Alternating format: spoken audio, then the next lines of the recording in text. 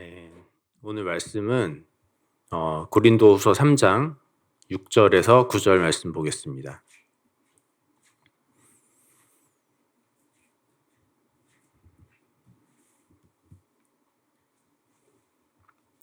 고린도후서 3장 6절에서 9절 말씀입니다. 그가 또한 우리를 새 언약의 일꾼 되기에 만족하게 하셨으니 율법 조문으로 하지 아니하고 오직 영으로 함이니 율법 조문은 죽이는 것이요 영은 살리는 것이니라. 돌에 써서 새긴 죽게 하는 율법 조문의 직분도 영광이 있어 이스라엘 자손들은 모세의 얼굴이 없어질 영광 때문에도 그 얼굴을 주목하지 못하였거든. 하물며 영의 직분은 더욱 영광이 있지 아니하겠느냐. 정죄의 직분도 영광이 있은즉 의의 직분은 영광이 더욱 넘치리라. 아멘. 총회 참석하신 신목사님 대신해서 제가 설교 말씀 전하게 되었습니다. 대표 기도하신 분이 말씀 들을 때 귀를 열어주시고 마음을 열어달라고 기도를 해주셔서 제가 든든한 마음으로 설교를 할 수 있을 것 같습니다. 그런 것 같아요. 준비하는 사람의 준비도 되게 중요하지만 들으시는 분들이 배가 고파야 되거든요. 배가 부르면 아무리 맛있는 걸 차려도 맛이 없더라는 거예요. 그래서 배고픈 상태에 여러분들이 있으시기를 간절히 바랍니다. 오늘 말씀은 사도 바울이 이 편지를 쓰면서 고린도 교회 성도들의 신앙이 한 단계 더 깊어지기를, 더 달라지기를 바랬던 것 같아요. 여기 새 언약의 일꾼이라고 나오는데 쉽게 말하면 신약의 일꾼이잖아요. 신약의 일꾼과 구약의 일꾼에 있다, 이런 말씀을 하고 있습니다. 우리가 알듯이 구약은 율법의 시대이고 신약은 복음의 시대, 또한 성령의 시대라고 할 수 있습니다. 모든 건 다 단계가 있죠. 그러니까 초등 학문을 마치고 중고등학교를 거쳐서 대학교를 가야 하듯이 갑자기 초등학생이 대학교를 갈 수는 없잖아요. 그래서 단계를 이렇게 하나하나 밟아 나가야 되는데 우리 신앙도 마찬가지인 것 같습니다. 하나님께서 인간에게 진리의 세계를 다 단번에 열어주실 수는 없죠. 열어주신다 해도 우리가 알지 못하고요. 깨닫지 못하는 것이죠. 그래서 처음부터 단번에 복음으로 갈 수가 없어요. 그래서 율법을 먼저 주셨습니다. 하나님을 잃어버린 세상의 무법천지가 되었는데 그 무법의 세계라는 것은 빼앗는 세계죠. 빼앗는 세계입니다. 아무런 제재가 없이 뺏고 싶으면 뺏는, 내가 가지고 싶으면 갖는 그런 세계였습니다. 제가 아이들을 기르는데 아이들을 보니까 그래요. 아이들은 되게 본능적이잖아요. 3살, 4살, 5살 이런 애들 보면 갖고 싶은 게 있으면 그냥 가져와요. 참 해맑아요, 애들이. 내가 갖고 싶다 그러면 그냥 가져와요. 왜? 내가 갖고 싶으니까. 다른 이유가 없어요. 근데 거기다가 너가 친구를 사랑해야지, 너가 친구에게 베풀 줄 알아야지, 이런 거를 가르칠 수는 없어요. 그 단계가 아니에요. 그러니까 뺏으면 안 돼, 딱 이것만 심플하게 딱 가르쳐 주는 거예요. 친구 거 뺏으면 안 돼, 그럼 혼나는 거야. 그러니까 갑자기 너 사랑해야 돼, 이 세계로 갈 수가 없는 거예요. 일단은 빼앗지 않는 것부터 훈육을 해야 됩니다. 단계가 있고 그 단계를 이어주는 다리가 또 있어요. 쉽게 넘어갈 수 있도록. 무법에서 갑자기 복음으로 갈 수가 없고 불신자가 갑자기 신앙훈련도 없이 영적인 세계로 쑥 들어가기 힘든 거죠. 십계명을 보면 처음에 5개는 하나님과 인간의 이 수직적인 관계를 말하고 뒤에 5개는 인간 간의 수평적인 관계에 대한 계명입니다. 근데 앞에 5개와 뒤에 5개를 이어주는 그 고리가 5번째 계명에 있죠. 부모를 공경하라. 부모라는 거는 수직과 수평의 모든 관계를 가지고 있습니다. 그리고 그 뒤에 거는 다 이웃에 대한 거예요. 빼앗지 말라는 거. 남의 생명을 빼앗지 말라. 남의 사랑을 빼앗지 말아라. 그렇게 쭉 가다가 마지막 10번째에는 탐심으로 가죠. 내 이웃의 것을 탐내지 마라. 행위가 아니라 마음속에 탐심을 말을 합니다. 겉의 것을, 율법이 겉의 행동을 다루잖아요. 그러다가 마지막 10번째에 우리 마음으로 이렇게 쑥 들어가는 거예요. 율법을 주시면서 이게 끝이 아니고 여기가 종착점이 아니고 더 가야 되는 것이 있다라고 여지를 남겨두셨습니다. 바울은 오늘 본문에서 율법 조문은 죽이는 것이고 영은 살리는 거라고 했어요. 조금 이제 약간 이전 버전의 성경을 보면 의문은 죽이는 것이다. 이렇게 되어 있습니다. 의문에 속한 것. 문자에 의존해서 우리가 신앙생활을 하는 것은 죽이는 것이다. 율법을 이렇게 쭉 써놓은 그 문자가 결국은 죽이는 거라는 거예요. 문자적 신앙에 갇히면 그 신앙은 죽게 된다는 것입니다. 성경을 물론 이제 문자 그대로 봐야 된다고 말하는 분들도 있어요. 그런 교회도 있고. 성경의 말씀이 하나하나 틀림없는 것이기 때문에 그걸 인간이 임의로 해석하고 거기에 의미를 부여하면 안 된다는 것이죠. 그냥 그대로 받아들여야 된다는 거예요. 근데 이제 그런 주장을 하는 분들도 사실 다 문자대로 믿지 않아요. 거듭남에 대해서 엄마 뱃속에 어떻게 들어갔다가 나올 수가 있나? 그렇게 생각하진 않잖아요. 그런 면에서 차라리 니고데모가 일관성이 있죠. 굉장히 문자적이긴 했지만 순수했던 것 같아요. 그 사람은. 그러니까 그런 분들이 문자적으로 봐야 한다고 주장하지만 또 어떤 건 영적으로 보시는 거예요. 그죠? 예수님이 내 살갈 피를 먹고 마셔라. 이런 것도 다 영적으로 보죠. 여호수아서를 보면 선스탑의 사건도 있고 문자 그대로 보면 하나님의 그런 놀라운 능력이 있구나라고 우리가 받아들일 수는 있지만 그러나 그때 그 이야기가 될 뿐이죠. 우리가 우리 삶에 받아들이고 적용하려면 해석이 되어야 되는데 그런 것입니다. 그러니까 어떻게 이길 것인가? 우리 전쟁은 어떻게 이길 것인가? 다윗의 유명한 말이 있죠. 전쟁은 하나님께 속한 것이다. 전쟁은 하나님께 속해 있다. 그러니까 우리가 사역을 해나가는 것들이 사실 모두 시간과의 싸움이에요. 근데 이 시간은 하나님께서 주관하시죠. 그러니까 이 시간을 잃어버리지 않고 세월을 아껴서 살면 우리는 어떻게 해야 되는 것인가? 이런 주제의 문제인 것이지 이것이 천문학으로 가는 주제가 아닌 것입니다. 그리고 그쪽으로 가면 엉뚱한 데 가서 헤매게 되는 것이죠.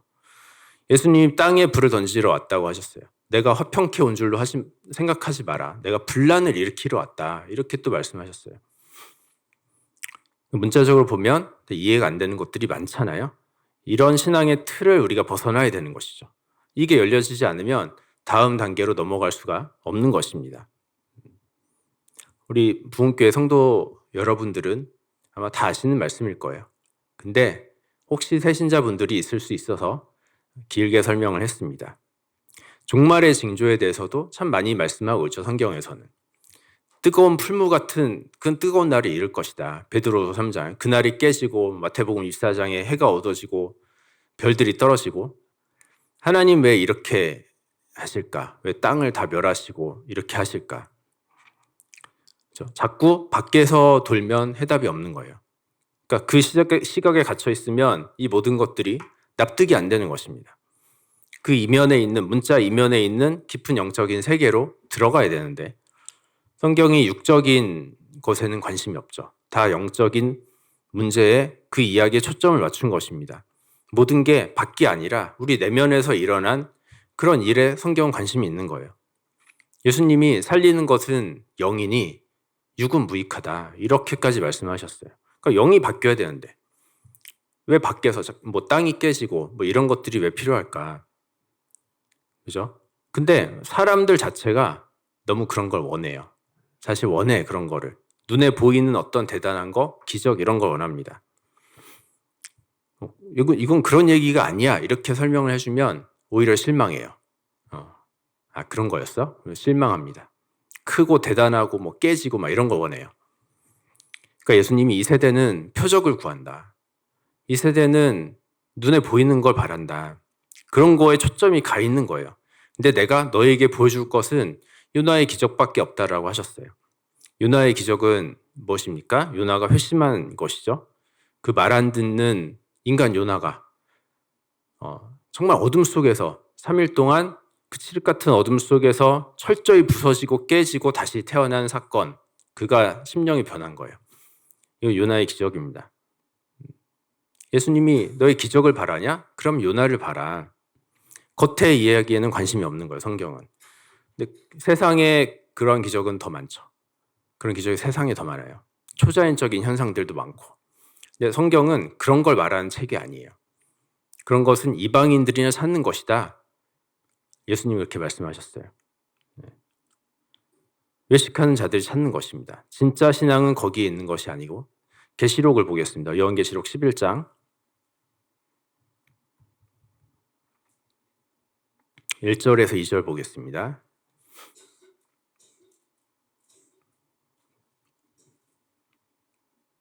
내가 내게 지팡이 같은 갈대를 주며 말하기를 일어나서 하나님의 성전과 계단과 그 안에서 경배하는 자들을 측량하되 성전 바깥 마당은 측량하지 말고 그냥 두라. 이것은 이방인에게 주었은즉 그들이 거룩한 성을 42달 동안 짓밟으리라. 우리 몸이 성전이잖아요. 성전을 측량하는데 이 마음이 성전이에요. 이게 성령이 거하시는 거룩한 전이 되어야 되는 것입니다. 성전 밖은 측량할 필요가 없어요. 몸 밖에서 일어나는 일에는 관심이 없는 것입니다. 우리 안만 하나님께서는 우리 안에서 일어나는 것만 보시고 그것을 측량하게 바라시는 거예요.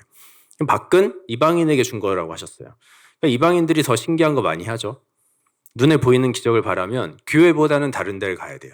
그거 더 많아요. 세상에 이런 일이, 이런 프로그램도 얼마나 신기한 것들이 많은지 몰라요. 그거 한번 보면 눈을 뗄 수가 없어요. 하나님 보시는 건 성전 아니에요. 내 안에 우리의 심령입니다. 요나가 몸이 바뀐 게 아니잖아요. 그 심령이 변한 것이지. 거기서 기적이 일어나야 돼요. 할례는 마음에 할지니 세례를 받으려면 우리 마음에 받아야 되는 것입니다. 뭘로 받습니까? 물과 성령으로 받아야 되는 거죠. 요한복음 3장을 보면 니고데모에게 물과 성령으로 세례를 받아야 된다. 그러지 않으면 하나님 나를 볼 수가 없다고 했어요. 그러니까 우리가 전도 열심히 해서 사람들을 이끌어 오잖아요. 데려오잖아요. 근데 하나님 나라로 인도해 주지 못하면 의미가 없겠죠. 사도행전 18장을 보면 요한의 세례만 알았던 그런 사람들이 나옵니다. 그들이 요한의 세례만 알고 물 세례를 받았는데 근데 예수의 이름으로 또 세례를 받는 장면이 나와요. 그것이 성령 세례입니다. 그러니까 요한의 세례는 무엇이고 예수의 세례는 무엇인가 이거 알려면 요한의 사명은 무엇인가 그걸 알아야 되죠. 요한의 사명은 누가복음 1장을 보면 이스라엘 자손을 곧 주 그 하나님께로 많이 돌아오게 하겠습니다. 또 엘리야의 심령과 능력으로 주 앞에 와서 아버지의 마음을 자식에게 거스르는 자를 의인의 슬기에 돌아오게 한다. 돌아오게 한다는 거예요. 잘못 가 있는 사람들을 돌아오게 한다. 회개케 하고 돌아오게 하는 것. 이 요한의 사명이었어요. 율법의 시대 마지막 선지자였죠. 그 역할은 돌이키게 하는 것이었습니다. 돌이키지도 않았는데 데리고 갈 수 없는 것입니다. 그러니까 무신자를 처음에 교회로 인도하면 돌이키게 하는 거죠. 무신자에서 신자로 바뀌는 거. 무법의 세계에서 율법의 세계로 일단 들어오는 거예요. 그게 끝이냐? 아닙니다. 성령의 세례를 받아야 되는 것입니다. 성령은 진리의 영이죠. 말씀이 선포되어지고 진리가 우리 안에 들어오면 성령이 임하잖아요. 근데 그 진리는 사랑의 진리죠. 결국 사랑의 진리예요. 하나님의 사랑을 아는 것이 중요합니다. 거기까지 가야 돼요. 그 사랑에 눈 뜨는 데까지 가야 되는 것입니다. 그러니까 신앙이 출발은 했어요. 돌이키긴 했어요. 세상에서 나오긴 했어요. 근데 사랑을 잘 모르죠. 아직 몰라요. 광야에 있는 것입니다. 그 신앙은 지금 광야에 있어요. 훈련장에 있는 것이죠. 광야가 종착점이 아닌 것입니다. 그게 끝인 것처럼 가르치는 교회가 되면 안 되는 것입니다. 제가 예전에 아주 오래전에 이집트 왕자라는 애니메이션을 봤어요. 저희 애들하고 같이 봤는데 그게 이제 히브리 백성들이 막 애굽에서 노예 생활을 하잖아요. 힘들게 막 노예 생활을 하면서 이제 모세가 태어나고 그리고 이제 물에 떠서 이렇게 보내버리고 여러 가지 흥미진진한 얘기들이 쭉 나오죠. 그러다가 하나님 모세를 부르시고 막 십지양도 내리시고 그다음에 마지막에 가서 이 모세가 백성들 데리고 홍해로 가요. 그 홍해가 쫙 갈라지죠. 와 멋있다 이러고 영화가 끝났어요. 거기서 끝났어요. 약간 맥이 빠졌어요. 여기부터 시작인데 우리는 그죠? 이제부터 진짜 시작인데 영화는 거기서 끝이 났어요. 구원이 되게 중요하죠. 근데 구원이란 거는 되게 중요하지만 근데 어떤 일회적인 사건으로 끝나는 게 아니라 인생의 전체를 총체적으로 바꾸는 것이죠. 그러니까 한순간의 전환점은 물론 있어요. 내가 그때 변화됐어. 내가 몇 년도에 있었던 그 수련회에 참석해서 그 말씀 통해서 내가 바뀌었어. 이런 건 있죠. 그러나 그의 인생 전체를 쭉 봐야 되는 것입니다. 그러니까 근데 너 구원받았으니까 됐어. 끝. 이게 아니라 그때부터 시작인 것이죠. 광야의 자리는 요한복음 5장을 보면 베데스다 연못이 나와요. 행각 5개가 있습니다. 거기에 누워있는 수많은 병자들이 있어요. 당장의 비는 피할 수가 있죠. 거기 있으면. 말하자면 율법이 있으니까 죄를 방어할 수는 있어요. 근데 근본적인 치유는 되지 않는 것입니다. 근본적인 죄 사함이라는 거는 안 되는 거예요. 물이란 건 율법이 물이죠. 행위를 제어하는 것이고 겉으로 드러나는 모습이고, 그러니까 물 세례를 받잖아요. 히브리서 11장에 이스라엘 백성들이 홍해를 지나면서 다 세례를 받았다. 이렇게 나오는데 물로 거듭난다는 건 광야로 나오는 것이고, 물이라는 건 겉은 실수가 있잖아요. 우리의 겉은 실수가 있어요. 우리 행동은 제어를 할 수가 있어요.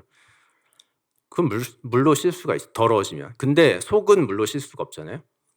속이 변하지 않은 채로 율법적인 신앙만, 행위만 했던 것이 바리새인들이었습니다. 그러니까 예수님이 외식하는 자들이라고, 너희는 외식하는 자들이다.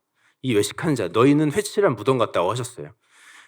겉에는 이렇게 회칠을 해놨기 때문에 겉을 보아서는 깨끗해 보이지만, 근데 근본은 무덤이지.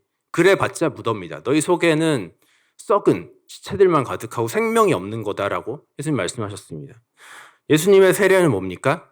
그 불세례입니다. 말씀의 세례이고 성령의 세례입니다. 이건 마치 우리 속을 다 뒤집어서 씻기는 거예요. 불로 죄를 태워서 다 올려버리는 것입니다. 짐승을 태워서 하나님께 번제로 드렸듯이 구약의 제사가 그랬잖아요. 이제 진짜로 너희 죄를 말씀으로 태워라. 성령의 세례를 받아라라는 것입니다. 베데스다 5개 행각, 거기에 38년 된 병자가 있었어요. 이스라엘 백성들이 광야를 도는 시간이 38년이죠. 야, 힘들지만 그래도 해야 돼. 이것저것 막 지켜야 될 것은 많고 어깨에 짐을 가득 지고 가는 거예요. 힘들죠. 근데 이것도 필요합니다. 이게 필요해요. 근데 여기는 필요하지만 거쳐가는 과정이어야지, 여기에서 너무 오래 머물면 결국 죽는다는 것입니다. 새로운 세계가 열려져야 돼요. 율법을 지나서 사랑의 세계를 열어야 되는 것입니다. 그것은 누가 열어주시는 것입니까? 성령께서 열어주시는 것이죠. 성령이 알게 해주시는 거예요. 그 사랑을. 그래서 성령세가 필요한 것입니다. 그러니까 우리 개개인이 구약의 일꾼이 되거나 신약의 일꾼이 되거나 그럴 수 있죠. 교회도 그렇습니다. 구약적 교회, 율법적 교회, 근데 복음적 교회 있어요. 율법적인 교회는 너무 힘들죠. 결국 성도들의 신앙이 죽게 될 수 있습니다. 그러니까 레아 같은 거죠. 여자, 신부 이런 거는 다 교회를 뜻하는데, 라반이 야곱에게 그래요. 우리 지방에선 이렇게 해야 돼. 여자가 언니가 먼저 시집 가야 돼.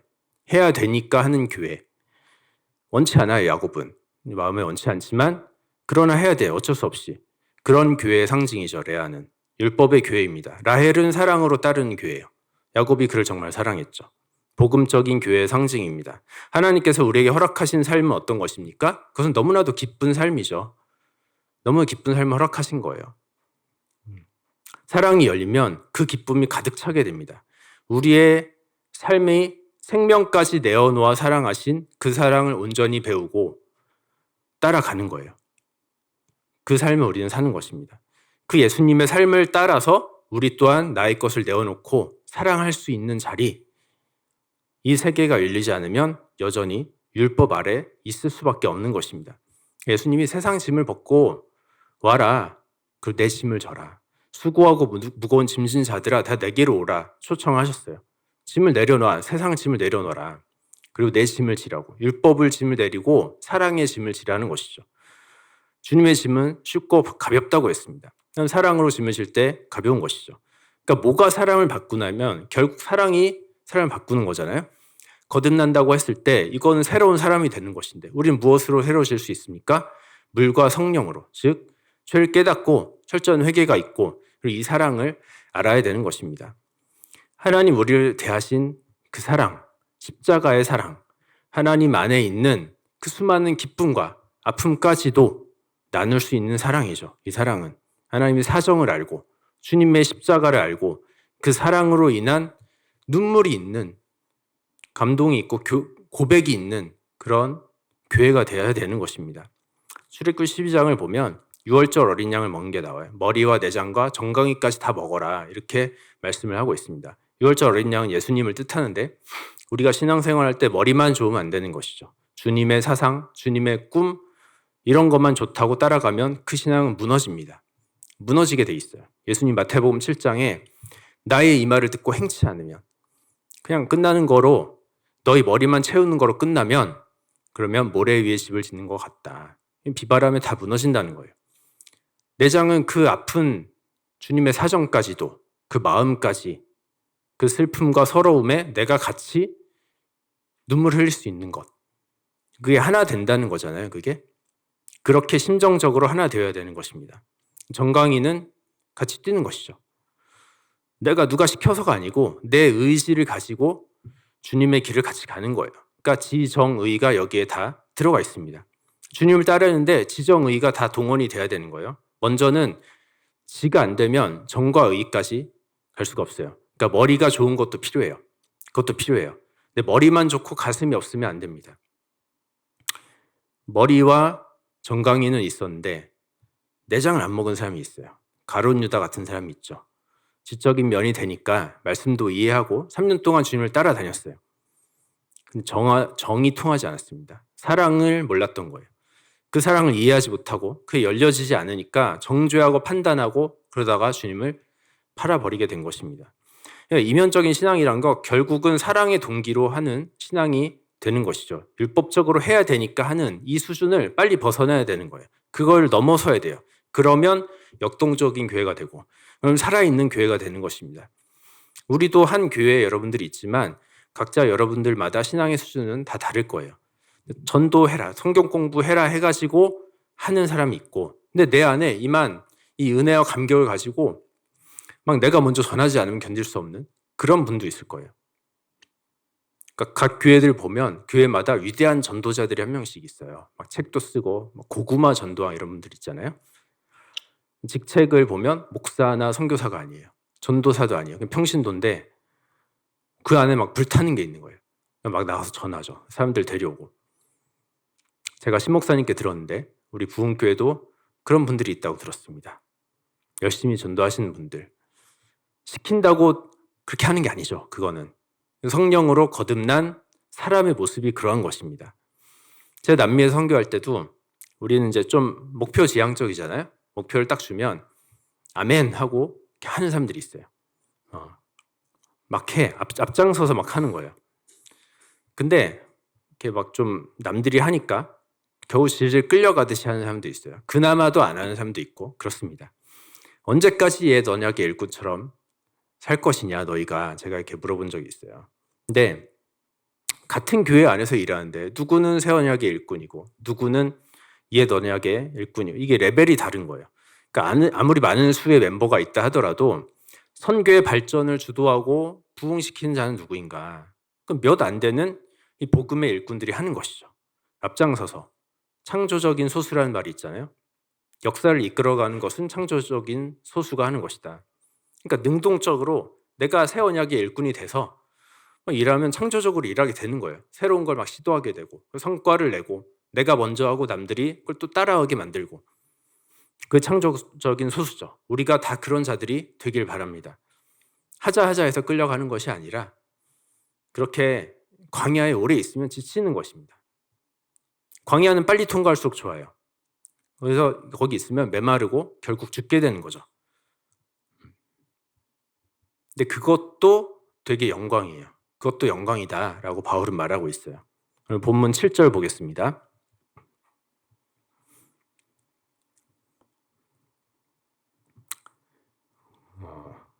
돌에 써서 새긴 죽게 하는 율법 조문의 직분도 영광이 있어 이스라엘 자손들은 모세의 얼굴에 없어질 영광 때문에도 그 얼굴을 주목하지 못하였거든. 모세가 율법을 받아서 내려올 때 그 모세의 얼굴에 하나님의 광채가 있었어요. 그러니까 이게 모세의 얼굴에서 나오는 빛이 아니잖아요. 제가 어제 밤에 저녁에 이렇게 보니까 서울에 엄청난 보름달이 떴더라고요. 이렇게 동그랗게 엄청 환하게 보름달이 떴는데 아주 밝게 빛나더라고요. 근데 그 빛은 달 자체에서 나오는 빛은 아니죠. 태양의 빛을 받아서 빛나는 거잖아요. 그런 거예요. 모세의 얼굴에 비친 하나님의 영광의 빛을 받아서 모세의 얼굴도 빛나게 되었는데 그것조차도 이스라엘 백성들은 똑바로 쳐다볼 수가 없어요. 주목할 수가 없었다는 것입니다. 그것조차도. 근데 그 빛은 곧 사라지죠. 사라졌죠. 영원히 빛나는 게 아니라. 그러니까 바울이 말하는 거는 없어질 영광이었는데 그것도 영광이다. 그것도 대단한 영광이다. 이렇게 얘기를 하고 있어요. 8절 보겠습니다. 그런데 하물며 영의 직분은 더욱 영광이 있지 않겠느냐. 쉽게 말하면 율법적으로 억지로라도 주님의 일을 하고 교회 일을 하고 표면적인 신앙생활 이것도 무의미하진 않다. 이것도 영광이다. 이것만 해도 영광이긴 한데 근데 이 영의 직분 이 새 언약의 일꾼이 된다는 것은 이 빛은 훨씬 강렬하고 영원한 것이다 라고 말하고 있습니다. 달은 이제 밤에만 빛나잖아요. 달은 낮에만 빛나요. 왜냐하면 해가 뜨면 그 태양의 엄청난 빛 때문에 보이지가 않죠. 그죠? 이 커다란 영광에 가려서 작은 영광은 보이지 않게 되는 거예요. 우리는 어떤 신앙을 하는 자들입니까? 영의 직분을 맡아서 영혼을 따라가는 자들이 되시길 바랍니다. 그게 새 언약의 일꾼이라고 바울은 말하고 있습니다. 9절 보겠습니다. 정죄의 직분도 영광이 있은즉 의의 직분은 영광이 더욱 넘치리라. 정죄의 직분, 의의 직분 이렇게 말하고 있습니다. 율법은 죄를 알려줘요. 그게 율법의 기능이에요. 율법을 알고 지키려고 하면 할수록 죄책감이 드는 거예요. 나와 남을 정죄하게 돼요. 그게 옛 언약의 일꾼입니다. 의의 직분이란 알면 알수록 의의 방패가 되어줘요. 주님의 은혜가 내게 넘치는 것입니다. 나를 쏘는 사단의 정죄를 다 물리칠 수가 있어요. 우리가 의롭게 되었다고 말하잖아요. 의인이 되었다라는 것은 뭐냐면 자격이 있어서 되는 게 아니죠. 전적인 은혜입니다. 내 행위나 공로와는 전혀 상관이 없는 거예요. 그러니까 자격이 있어서 되는 거라면 내가 열심히 일하지 못할 때나 신앙이 조금 정체돼 있고 그럴 때는 의인이 아닌 거예요. 자격 미달이라고. 그럴 때는 아들이 아닌 거예요. 근데 언제나 변함없이 하나님 우리에게 주신 말씀은 뭐냐면 너는 내 아들이다. 너가 의롭게 된 것은 내가 너를 이미 알고 정했고 너를 불렀기 때문에 그것은 취소되는 것이 아니다. 너의 공로와 상관없이 상관이 없는 것이므로 그것은 결코 끊어지지 않는 그런 것입니다. 영원한 것이죠. 우리는 의의 직분을 받은 자들로서 새 언약의 일꾼답게 살아야 하겠습니다. 근데 이게 잘 안 되죠. 잘 안 돼요. 때로는 우리는 그것이 너무 어렵다고 느낍니다. 그것은 내 힘과 내 능력으로 되지 않습니다. 원래 애초에 내 힘으로 되는 게 아니에요. 내 힘에 의지해서 하려는 것은 오히려 율법이죠. 오히려 율법이에요. 그것은. 율법적 교회가 그렇습니다. 앞으로 조금 가서 5절을 볼까요? 위로 좀 가서 5절 보면 우리가 무슨 일이든지 우리에게 난 것 같이 생각하여 스스로 만족할 것이 아니니 우리의 만족은 오직 하나님께로 낳느니라. 우리가 난 것이 아니다. 우리가 뭘 잘해서 된 게 아니라 우리가 선을 행하고 내 공로, 내 의로움으로 뭔가 된 것이 아니고 우리의 만족은 오직 하나님께로 낳다. 이렇게 말을 하고 있습니다. 우리는 아버지의 사랑을 알고 참 그 크신 하나님의 사랑, 그 세계가 열려져서 내 안에 근본적인 변화가 일어나야 되는 것입니다. 근데 그 사랑은 어떻게 열려집니까? 그것은 성령께서 열어주시는 것이죠. 성령 세례라는 것은 일회적인 게 아니에요. 우리가 말씀 볼 때, 기도할 때, 예배 드릴 때, 주님의 사역을 열심히 할 때 성령은 언제나 우리와 함께 하시고 우리 안에 새로움을 주시기를 원하십니다. 이미 주셨어요. 이미 넘치도록 주셨습니다. 6절을 보면 그가 또한 우리를 새 언약의 일꾼 되기에 만족하게 하셨으니 우리가 새 언약의 일꾼 되기에 충분하게 너무나도 만족하게 하셨다고 바울은 말하고 있습니다. 성령의 은혜는 부족함이 없어요. 이미 우리에게 넘치게 주셨습니다. 근데 이걸 잡고 있는 이유는 무엇입니까? 우리의 죄성이 자꾸 내 공로를 앞세우게 해요. 내가 뭔가를 한 것처럼 착각하게 만듭니다. 그게 자꾸 은혜를 가리는 거예요. 내가 얼마나 말도 안 되는 죄인이었던가. 구제불능의 죄인이고 인생의 목적도 없고 삶의 소망도 없던 자가 내가 아니었나라는 것을 잊어버리면 마치 그렇지 않았던 것처럼 이스라엘 백성들이 광야에 살 때 애굽의 고기가마를 그렇게 그리워해요. 애굽에서 무슨 마치 고기 많이 먹었던 것처럼 그러지 않았는데 그 노역과 종살이 그 고통으로 하나님께 부르짖던 백성들이었잖아요. 그죠? 그 세월을 다 잊어버린 거죠. 내가 마치 괜찮은 인생이었던 것처럼. 노예였는데 애굽에서. 근데 내가 세상에서 좋은 위치에 있었고 뭐 돈도 잘 벌었다고. 그래봤자 노예잖아요. 노예였다고. 죄의 종로로 타든 자였다는 것입니다. 의인은 없나니 하나도 없다고 했어요. 모두가 진노의 자식들이고 멸망을 향해 달려가는 자들이었던 것입니다. 그 상태를 벗어날 수 없는 노예였던 것이죠. 죽을 수밖에 없는. 마치 꽤나 내가 하나님 앞에 내세울 만한 공로가 있는 것처럼 점점 그렇게 율법화되어 가는 것이죠. 우리가 힘써 지켜야 될 것은 이 마음입니다. 나의 나된 것은 오로지 주님의 은혜다. 그 은혜 없이는 내가 살 수 없는 것이다. 내게 주신 이 은혜가 너무 크다. 이 마음을 잊지 마시기 바랍니다. 그 충만한 은혜를 기억하고 그 은혜를 잊지 말고 잊어버리지 않음으로 해서 율법 조문이 아닌 영으로 옛 언약의 일꾼이 아닌 새 언약의 일꾼으로 주님께서 맡기신 일을 잘 감당해 나가는 우리 모든 성도들 다 되시기를 바랍니다. 기도하겠습니다. 참 사랑해 주님 감사합니다. 우리에게 주신 귀한 말씀을 우리가 듣고 실천하는 자들 다 되게 하여 주시옵소서. 지금 우리 안에 귀한 주님의 사랑의 세계가 일러지기를 원합니다. 율법으로 하는 것이 아니라 아버지 우리가 그 단계는 뛰어넘어서 사랑으로서 주님 맡기신 일들을 능히 해나가는 자들 다 되기를 원합니다. 그런 마음 우리에게 주시고 이미 우리에게 주셨다고 하셨습니다. 우리에게 베푸신 그 은혜를 아버지 내가 나의 힘과 공로로 가리지 않게 하시고 우리에게 베푸신 크신 은혜를 우리가 늘 기억하며 그 은혜에 젖어 사는 자들 다 되게 하여 주시옵소서. 그리함으로 새 언약의 일꾼으로서 좀 기쁘시게 하고 아버지의 일을 능히 감당하는 자들 다 되게 하여 주시옵소서. 예수님의 이름으로 기도했습니다. 아멘.